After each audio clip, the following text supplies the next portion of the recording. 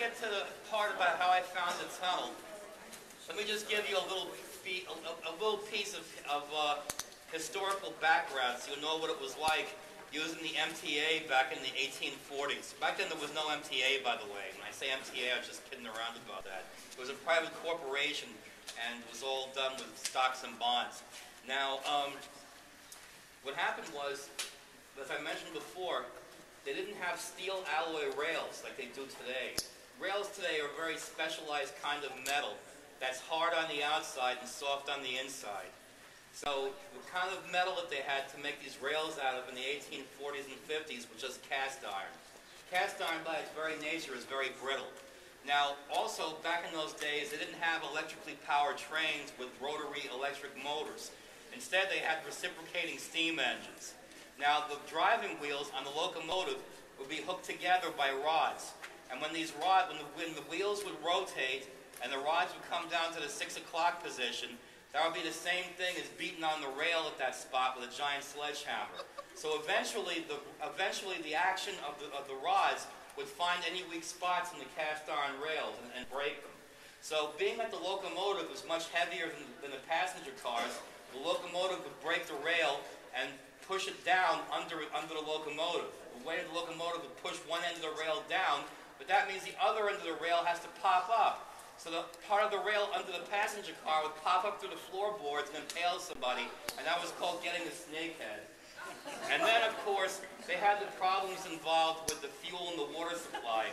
Now, the trains back then used wood for fuel. They didn't even have coal yet at that time for the engines, which is wood burners. So sometimes if the engineer wasn't good at his craft, he'd use up the wood supply too quick, and the train would just come to a stop in the middle of nowhere in the dark at 3 o'clock in the morning, and it's like 2 degrees outside, and it would just stop in the middle of the woods.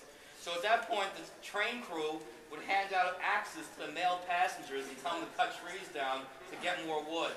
And then if they ran out of water too fast, they would go and hand out canvas buckets to the passengers and tell them to go look for water, to go and ask farmers for well water or go find a stream somewhere. So it was kind of rough using the trains back then. So the other part of it was that the trains back in those days didn't have mechanical climate control for air conditioning and heat the way they have today. So the way they achieved climate control in these old-time trains is they had a liquor store built into the ticket office. So that way you'd go and get nice and loaded before the train would leave so you wouldn't feel anything. So it was kind of rough and rugged using the trains back in those days. Now getting back to the story about how I found it was kind of like an interesting thing because I wasn't looking for it. And it wasn't even on my mind. I didn't know anything about it and I had no interest in anything like this. And it all kind of just happened by serendipity one day. Now, back in December of 1979, I was studying electrical engineering at Pratt Institute. That was back in the day when they still had engineering. Now it's just like mostly an art school, but I guess that's okay too.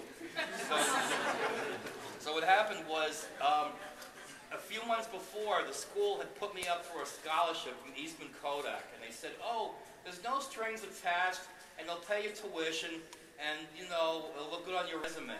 So I said, okay, sounds pretty benign. So I take the thing, and as soon as I take it, all the chains and the ropes come out. First I get a call from these people from Kodak saying, we want to come and have lunch with you next week. So I figured, that sounds benign, I'll get a free lunch out of it. Well, I found out there's no free lunch. So what happens is that we're sitting there eating, and towards the end, one of them says, oh, by the way, you have to be at the airport next Tuesday because we're having a plane pick you up. I'm like, you're having a what? Pick me up? To where? And they said, oh, well, you have to work for us now. I said, when do you work for you? You just gave me a scholarship to go to college, so why are you telling me I have to work for you now? So he goes, oh, well, you know, forget about that. You're just going to work for us. And whatever you need to know, we'll teach you on the job. And I said, well, where am I going? And they said, well, you'll find out when you get there. And then I said to them, well, where am I going to stay? And they said, well, we'll get you a cot in a gymnasium at the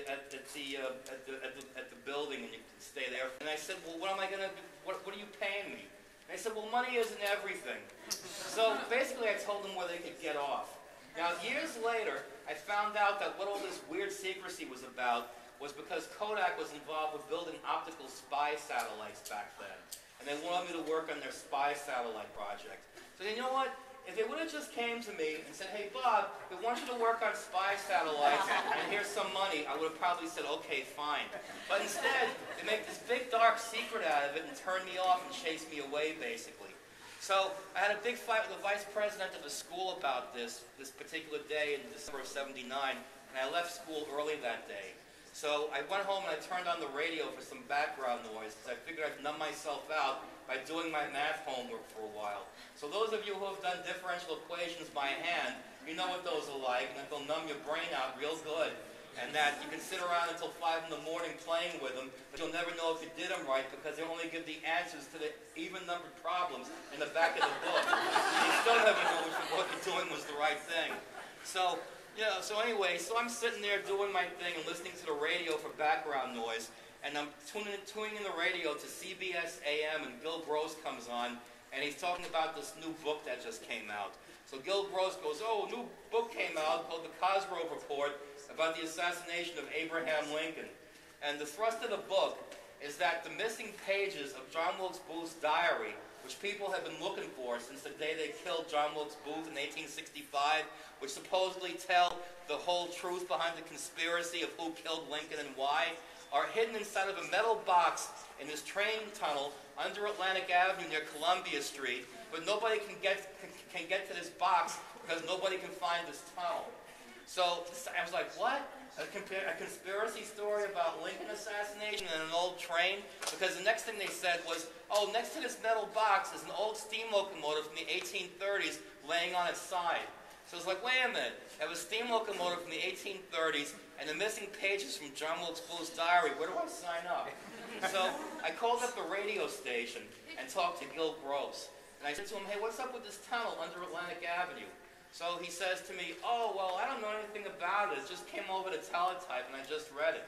So he says to me, oh, wait a minute. At the bottom of the teletype, there's the name of the author, G.J.A. O'Toole, and it gives his phone number in Connecticut. So he says to me, why don't you give this guy a call and ask him? He probably knows about the tunnel because it's in his book. So I called G.J.A. O'Toole up in Connecticut, and I say, hey, man, what's up with this tunnel under Atlantic Avenue? How do you get inside? Is it still there? And he says to me, oh, I don't know if that tunnel is there or not. And I said, what do you mean you don't know? I said, it's in your book. And he says, well, when I was a kid, I read in the newspaper that Murder Incorporated was dumping dead bodies down there. So I thought it'd be something interesting to put into the book. So I said to him, so you don't know if the tunnel's there or not? And he goes, oh, I don't know. I have no idea. But now I found out just the other day that he may not have been telling me the whole truth about why he thinks that those papers are back there. I went on to Google the other day and put in G.J.A. O'Toole, and I went to a web page from the Central Intelligence Agency that said that he was their expert on Civil War espionage. So he might know something he might actually know something about those papers really being back there for real. So he says, so anyway, in the conversation he says to me, well, you're a young guy, why don't you see if you can go and find it? So I said, yeah, I guess I could do that. So that's how the whole thing started. So what happens after that is I go down to the library the next day because I decided to take some time off from Pratt and Kodak because I was like 19 and a half, and I was by myself pretty much, and I didn't know what to do, and my mom didn't know what to do either.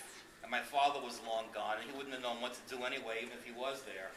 So anyway, what happened was I decided to go and mess around with researching this tunnel for a few months and take a semester off from school.